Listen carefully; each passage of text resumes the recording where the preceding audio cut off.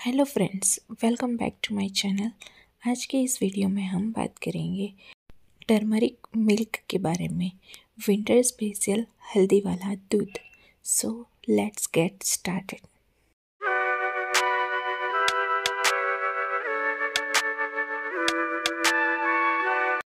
हल्दी में ऐसी कई सारी प्रॉपर्टीज़ है जो बच्चों में कॉमन कफ एंड कोल्ड को ट्रीट करने में बहुत ही हेल्पफुल है।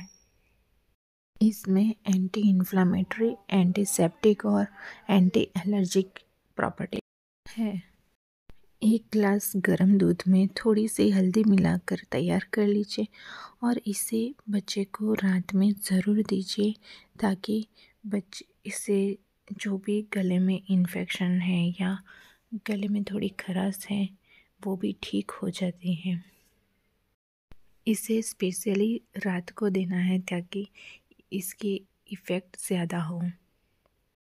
इससे जो भी कफ जमा होता है वो भी निकल जाता है। ये एक इम्यूनिटी बूस्टर भी है जिससे बच्चे का इम्यूनिटी लेवल इंक्रीज़ होता है।